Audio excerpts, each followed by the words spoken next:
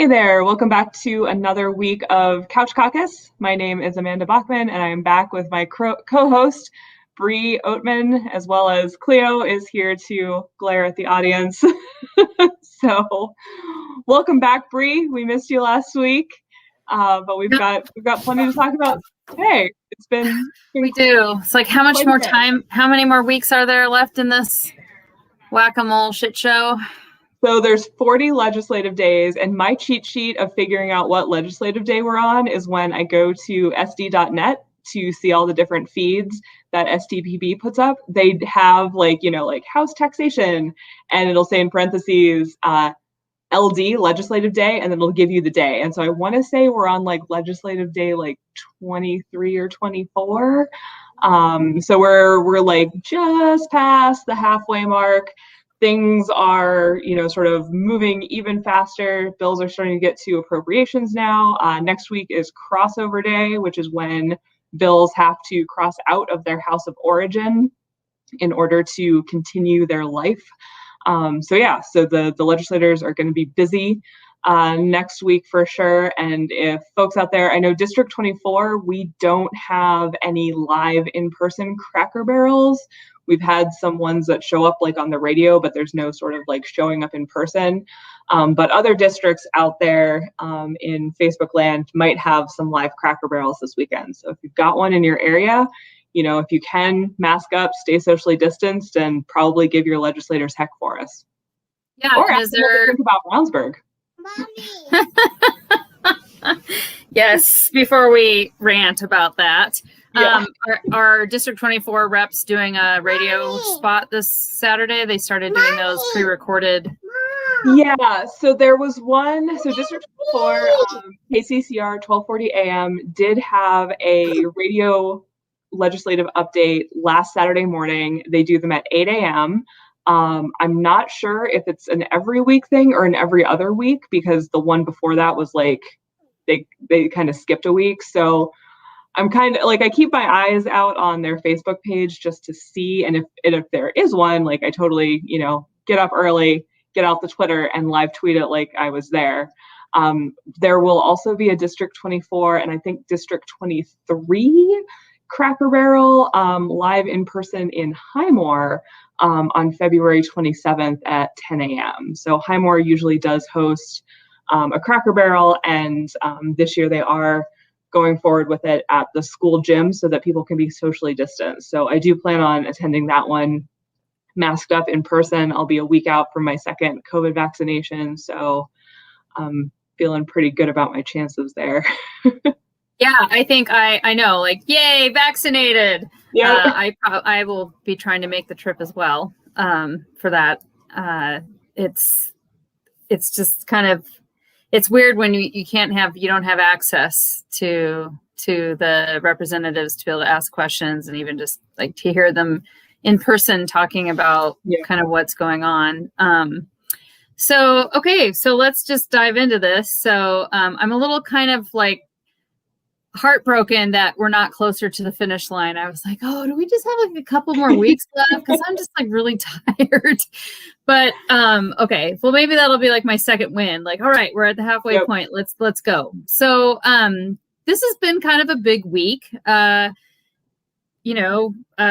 it's one corruption scandal after another, and I don't even know if we should use the word scandal anymore in South Dakota. I feel like it's just kind of par for the course. If you're a politician in South Dakota, and Republican in particular, you just kind of get this like free pass card that you can just do whatever you want. And it seems like a lot of times, it's also kind of being, and it's like this weird, like all of a sudden bills show up that I feel like are being put forward to kind of protect their cronies because there's something else going on that maybe the public doesn't know about.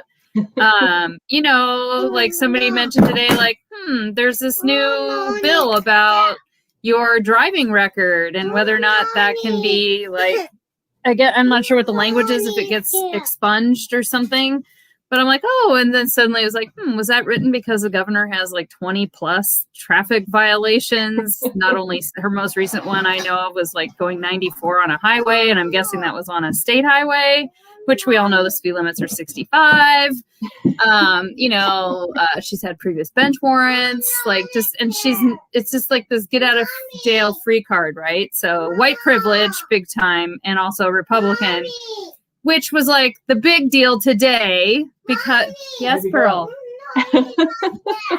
Because, our attorney general killed a man last fall with his car, and today was basically just charged with a couple misdemeanors. Was it 3 misdemeanors or something? Yep. Three misdemeanors. Yeah. And so there won't really be any charges or anything, right? He'll just go about his life. He's not going to resign. And actually in South Dakota, there are no negligent homicide laws. There's nothing, that basically, I don't know. I mean, I don't know where to go with it, because other than hopefully the family is able to have like a civil suit against him. I know for sure if I were in his shoes, I would have immediately resigned and would just be, I just feel like he's done everything he can to try to like skirt any kind of culpability or responsibility for what happened. Even claiming he couldn't find the body, which I still think is complete bullshit. Yeah, that part still and so I'm sure for our viewers from South Dakota, like you guys know that September 12th, Attorney General Jason Ravnsborg, which it did crack me up that the one state's attorney kept calling him Ravensburg. I mean, granted, that's kind of what it looks like, how you should say his name, but it's not, it's Ravnsborg. But so Ravnsborg went onto the shoulder of Highway 14 and struck and killed Joseph Beaver, and then called 911. And the 911 operator was like, "What did you hit?" And he's like, "I don't know." And the operator was like, "Was it maybe a deer?" And he's like, "Yeah, it was maybe a deer."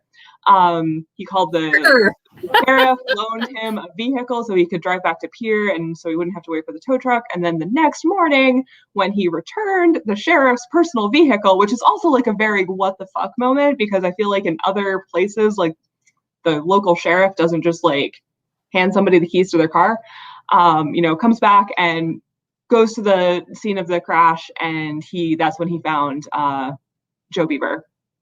And like, as somebody who hunts and has tracked game and tracked bleeding mammals, I'm like, these two good old boys from South Dakota, even with like a cell phone flashlight, like you're telling me that with the damage to that car, that the two of them, if they truly did not see the body, they are both so incompetent, they should not hold any sort of law enforcement position ever again. Like, he was right there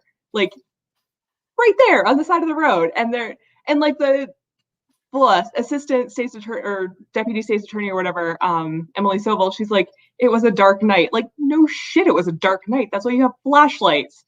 Oh yeah, like, hence the t-shirt. But like, so much rage about the case, because you absolutely know that if anybody else besides the attorney general or some other high-ranking Republican official had been in an accident like that and left a person in the ditch overnight, like, that they even if they maybe ended up not being charged criminally because our South Dakota laws are shit, they would have at least spent some time in jail while something was being investigated and figured out. Or their license would have been revoked, or right, like any number of things would have happened, or any sort of consequence, like just something. But like, Jason like rolls back into the office and continues, doing his job. And it's just like, it also baffles me, because it's like, Republican lawyers in South Dakota, like, you can find a ton of them. It's not like Ravnsborg is not replaceable. Like, you could find somebody to rubber stamp, Kristi Noem's legislation and to not fight marijuana that also hasn't killed a man. Like, somebody else could do Jason Ravnsborg's job. Like, that's just, it boggles my mind. So yeah, so in addition to the AG, that press conference that dropped today, and then we were making the national news this week before that because of the scoop that came out about Kristi Noem's use of the state plane. So that was a fun thing. And I'm like, I feel like there was a third scandal or a third like big thing that happened, and it just like went straight out of my mind. Oh yeah, Amendment A, like all of the marijuana stuff. The fact that is now, going to be moving on probably to the South Dakota to the state Supreme Court, but that Brownsburg was like, yeah, I did my duty. Like, we're not gonna pursue an appeal. So yeah, lots of reasons to like need to take deep breaths. As somebody who lives and votes and works in South Dakota this week. I will drink to that. Right? I was like, for my cocktail. Yes. So in addition to that, Noam went on national television and lied, like she always does, about the crisis in the southern part of the United States, particularly what happened in Texas with the massive snowstorm they got. And so for those of you who don't know, Texas has its own power entity. It's not part of, it's obviously connected to kind of the national grid. But, when you turn your lights on here in Pierre, the city of Pierre contracts with hydroelectric power providers for the most part to provide us with electricity. And it's all part of a larger grid. And so, when we get a notice saying we might have a blackout for an hour or two in the morning, it's to basically release demand on the power supply here so that electricity will go somewhere else to serve a different part of the country. And there's these there's actually a map of the U.S. where you can see the whole country is kind of in blue in terms of the interconnectedness of all of those grids. And then there's Texas all by itself. So a few decades ago, Texas decided it's going to do its own thing, which it does often. And basically because they did not want to be beholden to any federal regulations about energy production, about safe, like any kind of regulations related to like safety protocol, redundancies, weatherization, all of these things in terms of like mandates to update your equipment and your infrastructure. And and obviously Texas is probably is a state of Republican leaders, kind of like South Dakota, who are total climate change deniers. And just for a quick primer on this, yes, you can have colder weather and still have climate change that's that is caused by overall warming temperatures. So if the Arctic is getting warmer, which it is, that can cause weather changes that happen in southern areas where you would not typically see these kinds of extremes. And so you're going to see these kinds of weather events more often. And so natural gas pipes freezing, right? Because they're not insulated. And of course, the immediate thing Noam does is jump on the whole crazy bandwagon about the windmills freezing, and then therefore green energy is bad and Biden is to blame. And he's been in office checking my watch. How long? Really. So this is really kind of her. She's pissed about the XL pipeline issue. And so it's just a way to go and dig at him. But she goes on national television and flat out lies. And then, Cruz is lying and then Cruz gets on an airplane and goes to Cancun, in the midst of a crisis, blames it on his daughters. Like, way to put your girls under the bus for that one, Cruzy. Yeah. It has been an absolutely wild ride. And I think Noam too, like going on national news to talk about that was also to do some damage control and to sort of distract from her misuse of the state plane. Yep. I mean, like knowing what I know about the fleet and travel regulations about state vehicles, the fact that they really, can't be anywhere else besides work and the place that you're going, the fact that the state plane was routinely, detouring to get her from Castlewood is just, is for a party that claims to be fiscally responsible and all that fun stuff, like apparently that really doesn't, it doesn't apply to them. They don't live those principles. And so it's really hard to take them seriously when they say that we should be, saving all this money and stuffing all of, this budget surplus in the couch cushions instead of, allocating it to things that South Dakotans really need to, improve infrastructure, pay for education, teachers, whatever, make life better in the now versus saving it all for some future rainy day, which is never going to happen because things are never going to be shitty enough in South Dakota for the Republicans in power to be affected. Like, that's the bottom line. Like, it will never be so bad that they will pull that money out and actually use it for something that benefits the average South Dakotan. Yeah, like people lining up in their cars for food in Sioux Falls, Right. and or claiming that our unemployment rates are the lowest they've ever been. It's like, well, unemployment rates are based on people applying for unemployment. And so if you're not eligible to apply, your rates are going to go down. It doesn't mean that there aren't people that are out of work or underemployed. They're not allowed, and some who were on it because of the pandemic and the early parts of the outbreak where we had the special kind of like you could apply under certain rules. Those rules have now lapsed and people are not eligible to reapply. And so this isn't this rosy picture that she's trying to paint about how great life is right now is all bullshit.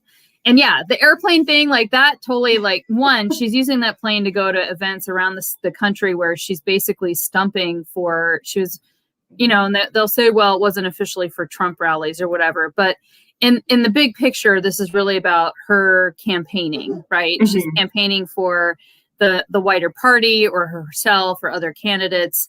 And she's really, and she's not, we don't need an ambassador for South Dakota. That's what our tourism department is for. We need a governor. We need somebody who's actually here leading, who is going to live in Pierre and be here to do the work that needs to be done. And so the fact that this plane, planes are super expensive. The plane would fly to Castlewood, which, so the plane is housed in Pierre, and then they have to go fly to Castlewood to pick her up at her home because she refuses to live here, and then take her somewhere. And sometimes they might be taking her back to Pierre. Who knows? That is just such a waste of taxpayer dollars. And that kind of stuff just drives me crazy in terms of just that fiscal stewardship and being responsible for those funds and how they're used. And then her security detail, like she's refusing to basically give any information on that. And then the legislature basically kills a bill that would require her to do it. So the cronyism is just like piled higher and deeper. And the stench is just kind of becoming overwhelming. And the one thing I wonder about is her family went on the plane with her, right? Like they took the plane to New York and worked for the Macy's Day Parade. Like, aren't there rules in the state guidelines about using state vehicles for transporting your family members? Certainly there's probably a liability issue with that. I remember as a school employee, I was not allowed to have my family members in a school vehicle for the same reasons I couldn't transport students in my personal vehicle. Right. And so, yeah, it just kind of drives me crazy, especially then for her to turn around and like try to portray like, that everything's on the up and up. And yeah, it's just, well, and that's the thing. And so, we had our legislative dinner on Tuesday, and, we heard from Representative Jamie Smith and Senator Troy Heinert, and, some of the comments from them about how, like, as we're looking to 2022, and depending on how redistricting goes, Sioux Falls, like, might pick up another, legislative district, and like things are going to geographically shift because that's the population in South Dakota is moving mostly towards Sioux Falls, and so like those of us out here in the more rural areas, like our legislative districts are going to get moved around. We might lose some parts of counties, pick up some different parts of counties, but things are going to change. And so looking at that legislative map in 2022, the Republicans, there's 11 Democrats in the legislature right now, 8 in the House and 3 in the Senate. That's not a lot for, like, the Republicans can easily target those districts and have the entire state government. And for people out there who are only voting on abortion, I've got some real strong words for that. I will resist saying them, but if that's the only thing you're voting on, you're hurting so many of your neighbors, because the things that are happening, in addition to the awful anti-choice bills that are making their way through, like, there's so much else that state government has power over that focusing on the contents of a person's uterus is so short-sighted. Like, and that's what's, that's part of why there's, so much that corruption that runs rampant in South Dakota state government, because there's this huge portion of the electorate that's just like, you say like abortions and guns, and they're like, cool, let me vote for you, and meanwhile, like, the people in Pierre are like stealing the state out from under you. So yeah, like my blood pressure is, I'm sure, great. Yeah, the whole being a one issue voter just really kind of drives me crazy, especially from the perspective of, typically people who are going to be one issue voters, they tend to be doing it for religious reasons. And it's going to be, based on issues like a pro-life abortion kind of platforms, for example. And then they'll just disregard everything else about the person. And in terms of their other policies, their actual behaviors and things that they do. But then they also disregard the data. And that's the part that really drives me crazy in terms of like, if you're just thinking about this on a national level, if you, look at when abortion rates have actually gone down over the last 30 years, 40 years, actually, it's always been when there's been a Democrat in the White House, because that is when you tend to have policies in place that improve women's access to healthcare, improve women's employability, access to education, wages, all of those things that basically, providing the all of the things that you need to have in place to be able to feel like you're even in a position to be able to raise a child and to access birth control. So those kinds of things are, that's kind of how the data has played out over the last 40 years. And it's not been the case when there's been a Republican in office. And so that's just kind of what really frustrates me in terms of thinking about this whole idea also of like couching yourself as the pro-life party when you turn around and you have all this other policies that basically, create hardships for people once they're living and breathing. Yeah. Independent human beings outside of the womb of a woman. And so, a great irony example of this is that there's a bill that's, just basically passed the House and the Senate that's going to go to the governor that bans abortions in South Dakota if your child if the fetus has Down syndrome. And so the irony of that is that the CDC recommended that people with Down syndrome be prioritized for vaccinations because they're higher risk for complications with COVID. And in South Dakota, that population has not been prioritized. So it's this like crazy kind of like, here we go again, where we're just going to kind of, like you said, you get on this platform or this, soapbox about some issue.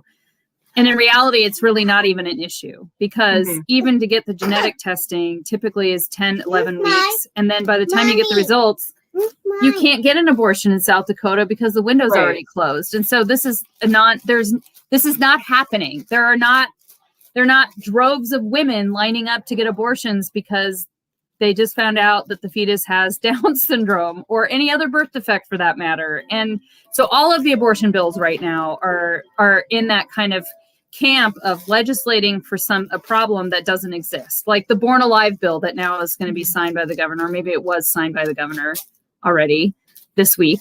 Maybe it was today, actually. But basically saying that if you tried to have a late term abortion and it fails and then the fetus is delivered, that medical providers have to do everything in their power to keep that fetus alive or now that infant alive. And there are no late term abortions happening in South Dakota. And even if that is happening, even if that was the case, if you're in that situation, you're basically like, there are some major medical issues going on. If somebody's that far along in their pregnancy and all of a sudden they're in that crisis, there's definitely got to be some medical stuff that really it's between the woman and her doctor, and the legislators and the governor need to just stay the fuck out of it. Like it's just so aggravating for me. Speaking of my child. Yeah. So, it's just,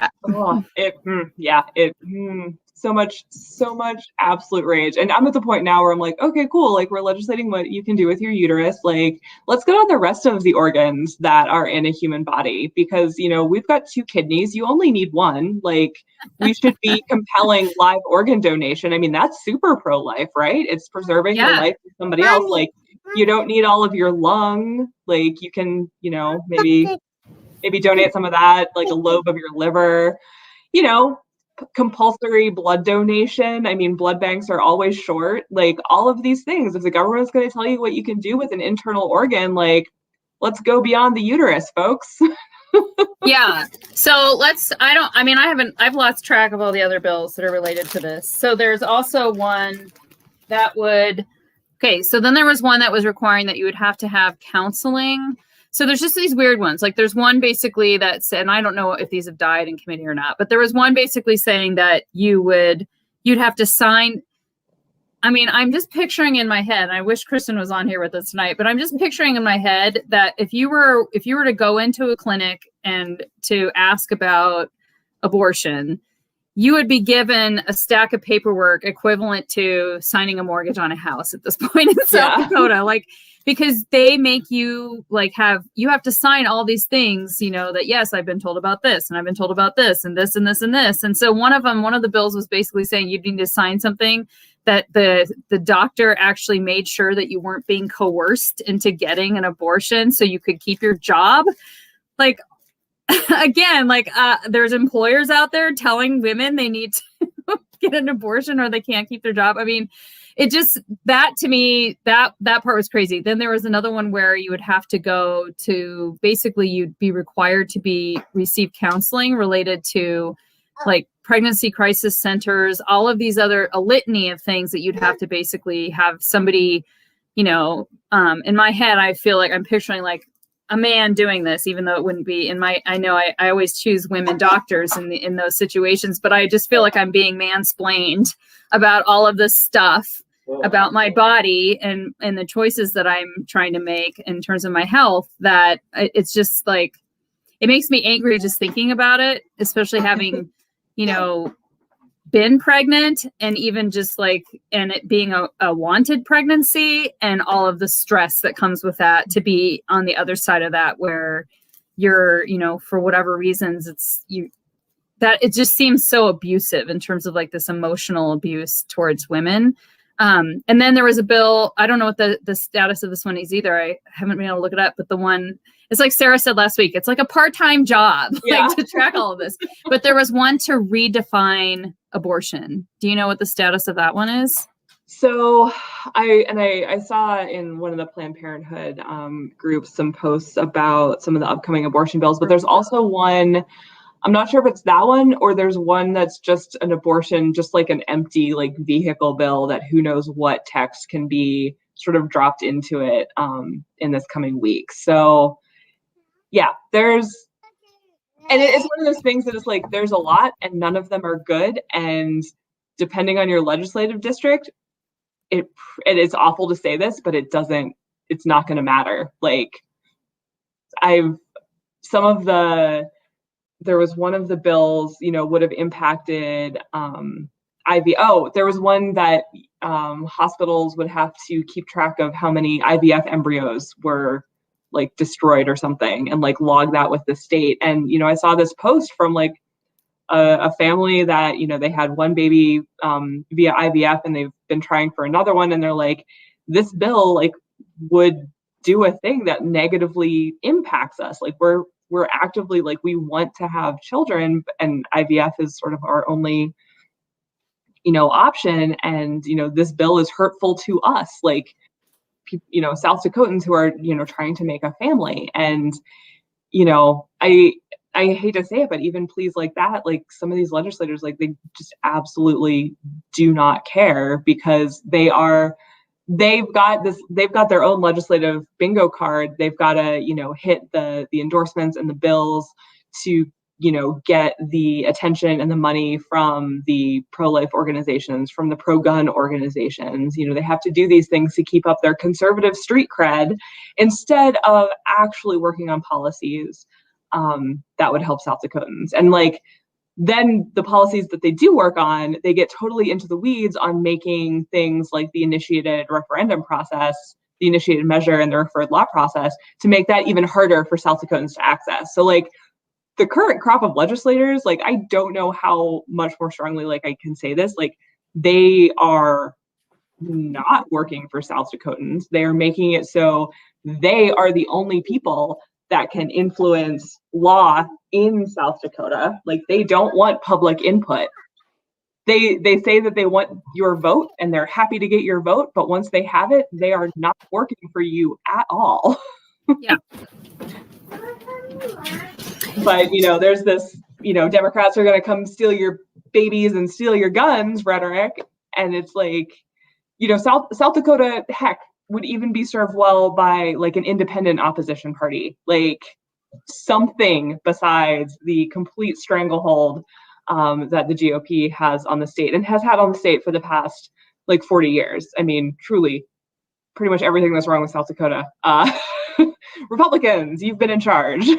Like, it's honestly just amazing that, we're connected to the rest of the national power grid, that they haven't gotten that idea from Texas to, cut us off entirely. Like, I know, or, that our pipes are insulated, and it's probably only just because we do live where it gets cold in the winter. And so that would have just kind of been, yeah, that needs to happen kind of thing. Right. I mean, and I actually was thinking about that this morning, I think, because, Noam keeps going to Texas for fundraisers for the GOP. Oh, yeah. She was just there 2 weeks ago. Yeah. And I think she's going again soon. And I'm just kind of like, well, what is it with her in Texas? Like, what's the deal? What's going on there in terms of just the, all of them kind of together in their little creepy, gross group. Yeah, like Matt Gaetz today also was like defending her basically, and no, she's definitely trying to keep her. Oh yeah, that's the other. I mean, national news, the whole like impeachment acquittal thing. I mean, this could come back to bite people like Noam in the butt. That if Trump decides to run again and he's not like dead or in prison, she can't run for president. Like, I'm just gonna let that national dumpster fire just implode. But yeah, I mean, state level, it's pretty much a shit show. 40 days. Also, our House of Representatives is kind of ground zero right now for COVID and people getting sick and. They're not, the whole like personal responsibility mantra, and then Republicans show up to Pierre and refuse to wear masks and go home for quarantine and show up before the quarantine should be up. And then when they're asked about it, they're like, it's nothing to worry about kind of deal. Yeah. It's yeah, no, I'll name names. I saw the name on Twitter. It was Pischke. But yeah, that was, well, and even so District 24, one of our representatives, Will Mortensen, he posted last Friday that he had tested positive for COVID. And I don't know what the timeline was, but they recorded their radio Cracker Barrel at some point on Friday. So like all of our District 24 reps were in, potentially they were in a radio studio with somebody who was COVID positive. And, I think that they were wearing masks, but like, that's still a pretty high risk situation. So, I hope that nobody else in that room, gets COVID, but I also hope that they are, isolating, masking, if they are around any other people, and they really, with that kind of a close contact, like they should be quarantining. It's just, it was amazing that we made it this far into session before like it exploded, but like I'm not surprised that any of this happened, and I'm not surprised that it was mostly on the House side where masks were not required at all. Like it just absolutely bananas. Like which is also ironic considering that the governor's whole platform on masks since last March has been that they don't work. And then here we are with the Senate requiring them and the House not, and the House having an outbreak and the Senate doesn't. Yeah. Like talk about a case study. Like, yeah. Well, yeah. And if masks don't work and COVID isn't a big deal, why is she pushing vaccines?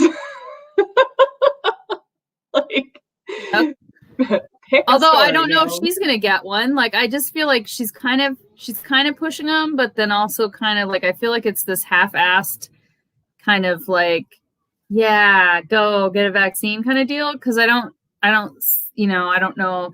I mean, I suppose she said she'll get one when it's her turn kind of thing. Yeah. I think she has been on record for that, but it's just, she's just so,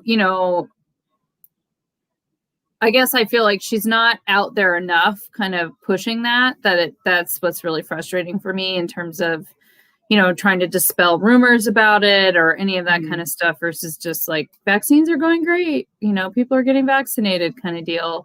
That part's, kind of irritating. But, circling back to legislation in terms of people having things to act on, like Amanda said, this next week is kind of a big week because it's that crossover week. And there are actually several committee meetings happening on Monday, starting as early as like 6:30 in the morning, where several bills are currently slated to be on the agenda that really we need people to be communicating with legislators. And both some that are great and need a pro and some that need to have a communication with legislators to say no. So one of the committees that will be meeting is the House Committee on Appropriations. And it is just the agenda item, the number of bills on the agenda for that is just incredible. And I'm sure that's driven by the fact that there has to be this crossover happening, right? So this committee basically is going to be all bills related to any government spending. So it's everything from like appropriating money for the cleanup of the Big Sioux watershed, that's obviously something that, yes, that should be done. Appropriations related to broadband communication and state radio system appropriations. This is where the airplane appropriations are going to come into play. Appropriations for higher education, emergency vehicles. Let's see there. And then there's some interesting ones like making an appropriation for the creation of a missing persons clearinghouse. And then one about appropriations for the purchase of a new online voter registration system. Yeah, so there's quite a few on here. It's worth people kind of taking a look at and communicating with the members of that committee. And in particular, I think the reason why I pulled this up was, let's see, the airplane one is on here. And I'm just looking.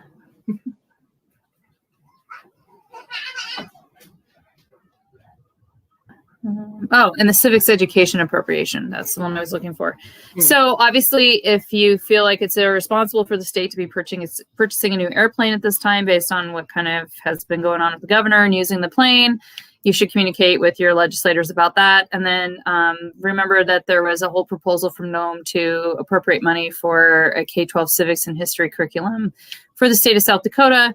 And that will be on the agenda for Monday as well.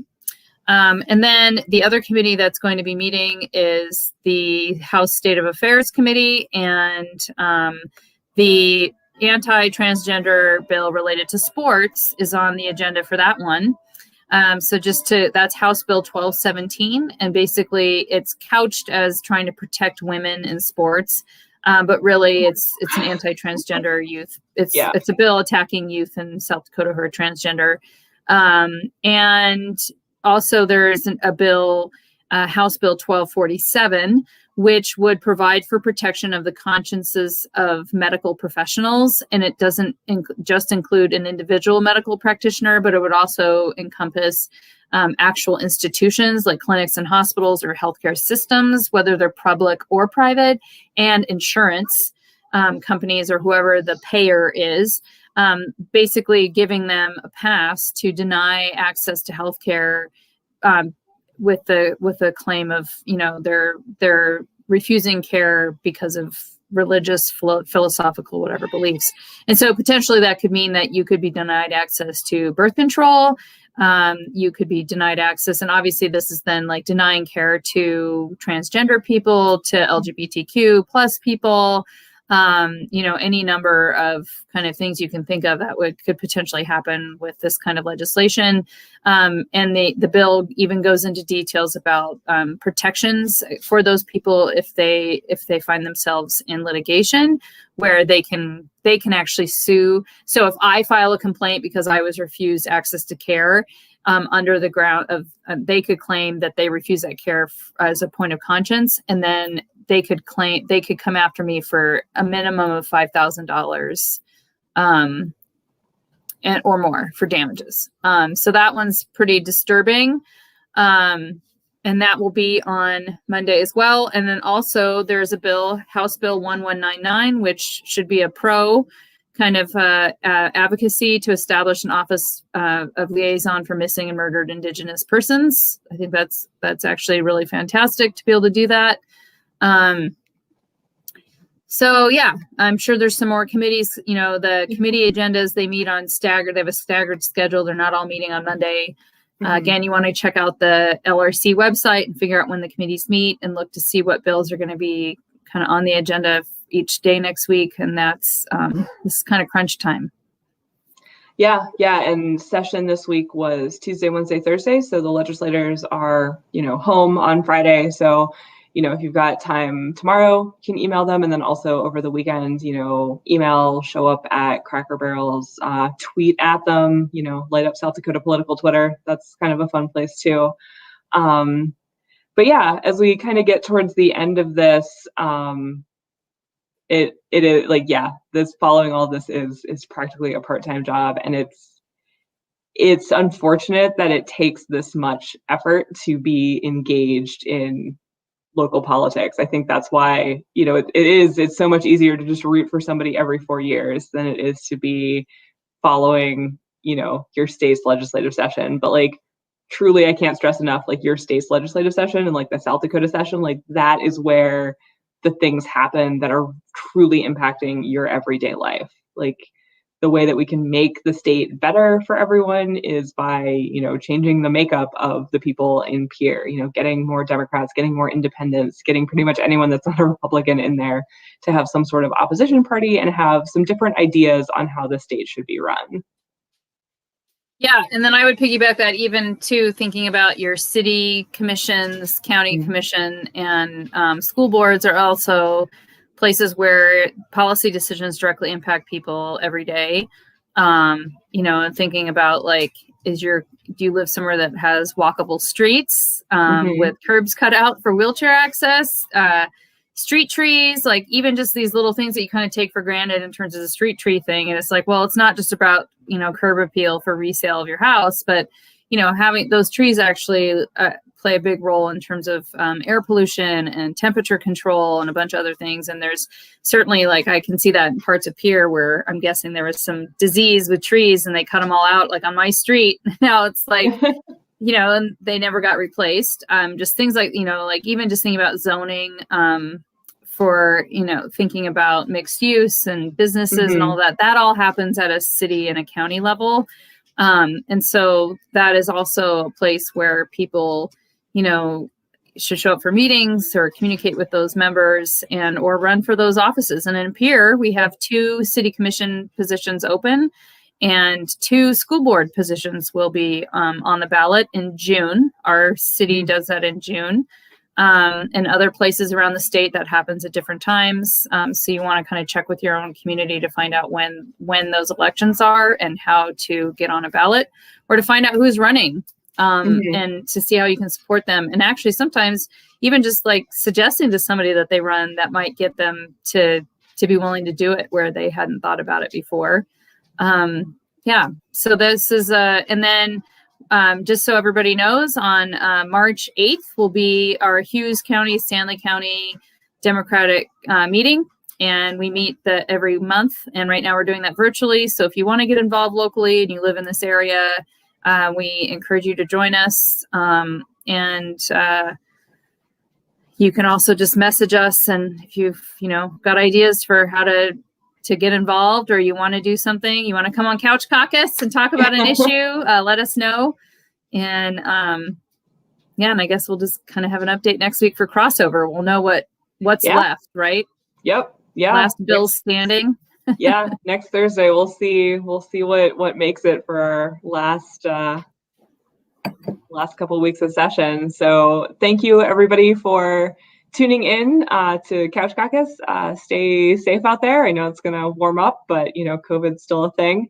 And let us know what topics you'd like to hear about, or if there's other bills that you think folks should be emailing their representatives about, make sure to drop those in the comments. So thanks again for joining us, and we'll see you next week.